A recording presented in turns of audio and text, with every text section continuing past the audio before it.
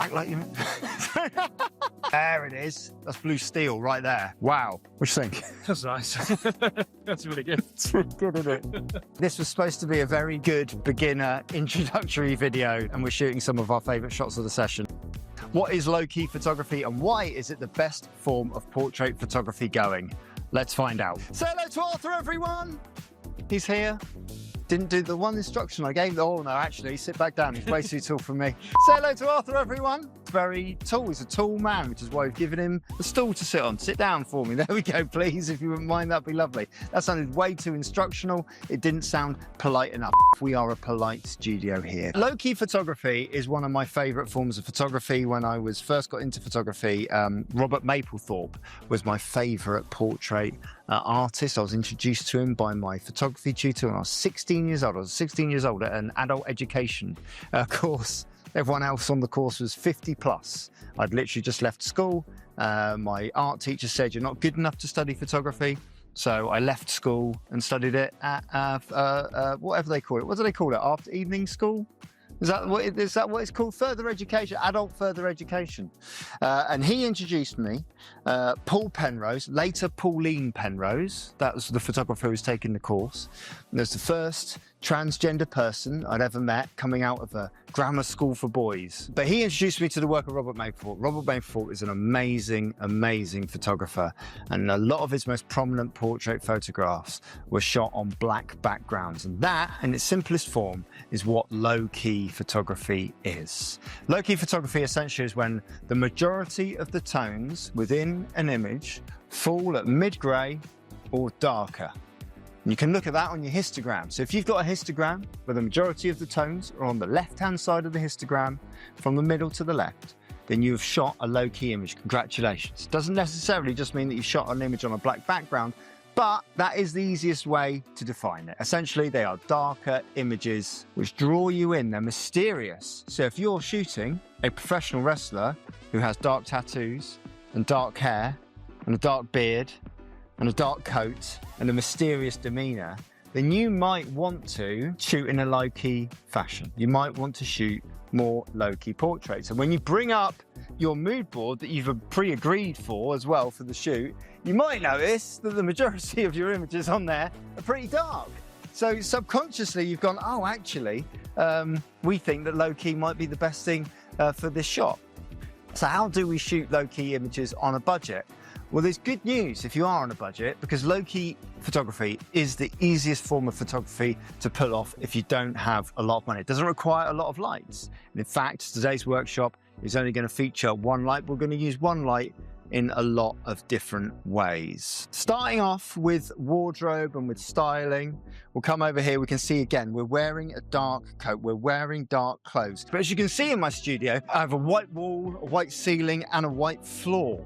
So it's quite a bright space. So now all of a sudden, with him right in the middle of the frame here, we can see that everything around is kind of white and bright, yeah? We haven't actually got an environment that's conducive to low-key portraiture. How can we control that? Well, when I first had a studio, which was in my loft conversion, I used a piece of cloth. And I made sure it was non-glossy material, so it didn't reflect any light coming back off of it. And that cloth was about 2 meters by 2 meters, and I attached it to my wall with Velcro stickers. And that was the first thing that I started shooting professional wrestlers back in 2014. Or names synonymous with the British scene, like the Fearless Flatliner was on there. And then we started photographing more and more people. And it's really the same principles that I use, restricting and controlling light. The first thing I'm going to do is I'm going to try and control that backdrop. I'm going to try and look at the way that the backdrop is used to control the light. If I was to take a shot here, all of the light would be spilling off of him and onto the backdrop and giving us kind of like a grey backdrop, kind of like a muddy backdrop. And I don't want that. I want him emerging from the dark. So what I'm going to do in this instance is I'm going to do exactly what I would have done with my 2 meter by 2 meter piece of fabric. I'm just in a bigger studio now. I'm going to use one of these polyboards that I've attached to a pair of homemade wheels, and we're going to bring it behind him, but with a decent amount of distance behind there as well. So any fall off of light coming from my portrait is going to have further to travel and is unlikely to expose much on that backdrop. So if we actually bring the camera around now and we look at it from a POV, we now see that we've created an environment where we have a black backdrop. I like quite a nice wide margin for error, right, in my shots. So I'm just going to bring a second one into the side here, just so that we've got a nice wide backdrop to work with there. Second thing I'm going to showcase to you is how you can shoot low-key portraits on a budget. Now remember I said you only really need one light to photograph low-key portraiture well. I've got one light up here. It is my ring light, and I think we're actually going to use that. I wasn't going to use this, but I'm going to use it now. So this ring light, you can get it on Amazon. I've placed it up here as I would normally place it in with my flashlights, with my Elinchron flashlights. 45 degrees up, 45 degrees round, and 45 degrees down. So we can see if we come in close with the light here, we can see that the light is falling on this right-hand side of the face here and coming off into darkness on this side of the face as well. The entire backdrop is black, and it's unlikely to get a lot of exposure on the backdrop here. So we're likely to blend into darkness. I'm going to set up my camera, ISO 100, 116th of a second, f8, and we're just going to see what exposure that gives us with this reading, okay? It might be a little bit too dark. Hopefully it is, so I can show you how to adjust things. Looking straight down towards me here, looking straight into the camera, 3, 2, and 1. First image has come up there and it's way too dark, just as I predicted, okay? So we can start amending some of our camera settings to make that a little bit brighter, because that ring light is currently at its brightest. The only thing we can do to make this light brighter, because it's on its maximum power setting as a consistent light source, is we can move it a little bit closer to our subject here. It makes it a little bit brighter, but we can see that we're massively underexposed on this shot. Probably underexposed by about 5 stops. I've got to find those 5 stops from somewhere. First thing I'm going to do is I'm going to dial up my ISO. These modern cameras can handle ISO shifts really well, so I'm just going to move it by 2 stops there to ISO 400. I'm going to stop down my aperture, 5.6. That's the second stop. And I'm just going to stop down my shutter speed to 100th of a second. If I'm super careful with the image stabilization in here, we should still get a nice stable shot. That's around about 3 2/3, maybe 4 stops of exposure I found there out of nowhere. We're just going to see how that works. We haven't gone the full 5. Real intensity down the middle of the lens. Oh, wow. Now, that's a really nice shot.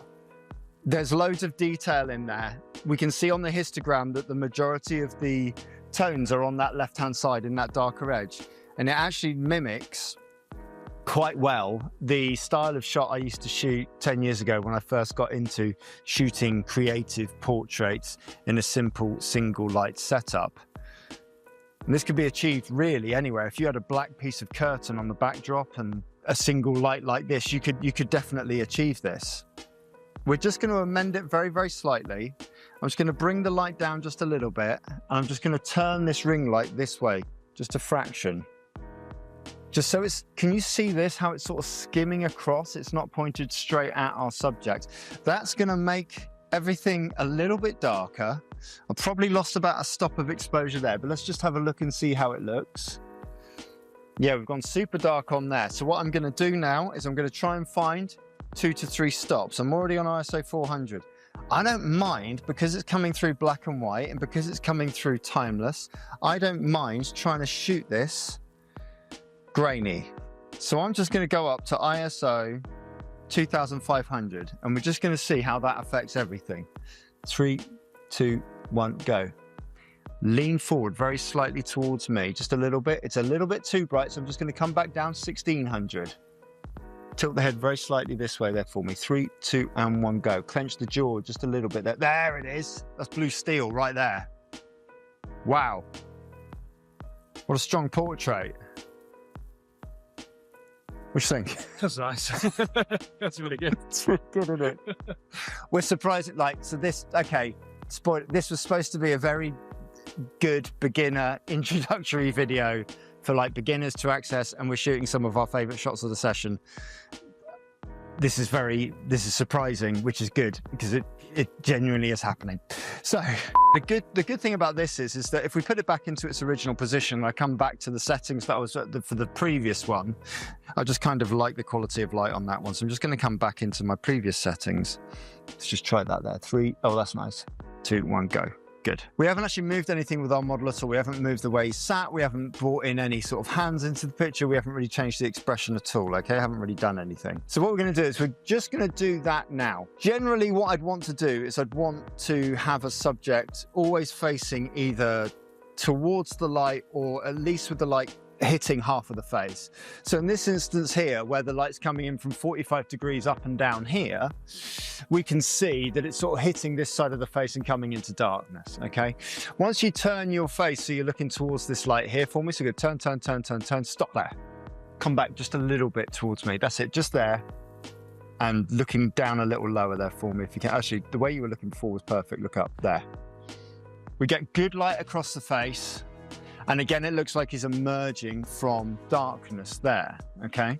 Now that's a really nice shot there, okay? With the light coming straight down and straight across the face. If we were, for example, just to get, Arthur, we're gonna get you to turn and look towards me, and I'm not gonna move the light at all, we're just gonna still look over that way, and we take this shot. It's not gonna work, because the face is turned away from the light and it's exposing the hair. It's not a particularly good shot. Come back into where you were, looking 45 degrees this way, okay? So this is where we were, looking off camera. Once the subject's looking off camera, it adds a little bit of mystery. I like eye contact in photos, but sometimes I'll get people to close their eyes and sometimes I'll get them just to look off camera just to add a little bit of air of mystery to a shot. With this instance, I'm gonna make this even more low key. We're gonna move this light round here, not just to the side, but round here. 45 degrees round and behind. And we can see that we've immediately gone super dark and super low key. There's gonna be hardly any highlights in this shot at all, but we should get a really mysterious portrait that still maintains a triangle of light underneath this near side eye. So we're just getting exposure in there, but we're getting something that's just a little bit different. If we switch camera angle round to portrait and we get you just to lean this way just a little bit, that's it. We're gonna get him to lean that way. I'm just gonna make a small adjustment to the light, tiny little adjustments, and I'm gonna move my camera angle round to landscape. Good. Perfect. Chin down just a little bit there for me. Beautiful. Eyes back to me, go. There. And we've got a really super low-key shot there. But where the hair and everything has sort of gone into darkness on the background, we've started to lose a little bit of detail on this shoulder here, okay? That's really descending into black. I like that. There's no such thing. I'll say this again. I say it all the time on this channel. There's no such thing as right and wrong in these creative spaces. There's just cause and effect. So there's no light coming across from the ring light onto this side, which means we can't see this area of the costume here. It's just descending into black. I kind of like that. Some people might want a little bit of definition in there. And what we can do is we can take this Photix T200R and we can just add a second consistent light source on the side. Those light tubes cost about £30. I love them. I use them for all my video work. It's essentially a video light. But we can see part of the benefit of shooting in consistent light sources like this, rather than flash lighting, is that we can see what's happening and the result that we're going to get. Rather than with flash, with things at different powers, sometimes it's not, you have to like make it up in your head as to what it's going to look like. Looking across there for me to the side again, that's lovely. And we should see that we get a nice bit of exposure there on the hair and on the side of the costume as well. Eyes back towards me. That's it. Beautiful. I'm just going to keep it at a really, really intense angle. Leaning towards me. Clench that jaw there for me. Intensity, 3, 2, 1, go. Intensity's all in the eyes. Portraiture sometimes all about eyes. There's about little messages that you convey with eyes. Same again there for me, exactly the same. I'm just getting a little bit more light in those eyes. That's lovely. Beautiful. 3, 2, tilt the head this way just a little bit. There, 3, 2, and 1, go. Now close the eyes, looking down at the floor, close the eyes. When I say go, look straight into the camera. 3, 2, 1, go. Lovely. Look at the intensity there. Just a little close of the eyes and then just get him just to open the eyes, look straight towards me. Little dip of the head gives us something just a little bit different. Now on our subscriber page, we're going to try and recreate the cover art for Black Sails, which is a pirate themed series on, is it Prime or Now or HBO? It's one of them. One of those many subscription services that you get into over time. We're going to have a look at how we can create that using lights similar to this, like, kind of like a home setup, to create a similar pastiche effect. And I'm going to take you through how I would also Photoshop those items to create one final image, which isn't something that's a direct copy, rather something that has our own elements of creativity to create something that's a homage and not a direct copy. Before we do that, I'm going to get you to come up and have a look at these photos. The first one, I don't know why, it just came through and I was like, oh, blimey. Yeah, it's really cool. It's crazy. There's just like real intensity there. And this is all from like a light, just a simple one light setup, and just that slightly low angle just gives us that, you know, something a little bit different. Love it. Thanks very much for watching. If you've enjoyed this video, say nice things about it, recommend it to other photographers, and go to nofussmust.com. Act like you... I just realised you just stood there like this. Still looking at the photos, that's fine. Go to nofussmust.com and say nice things and join us on our community page over there, and we'll help you take some amazing photos.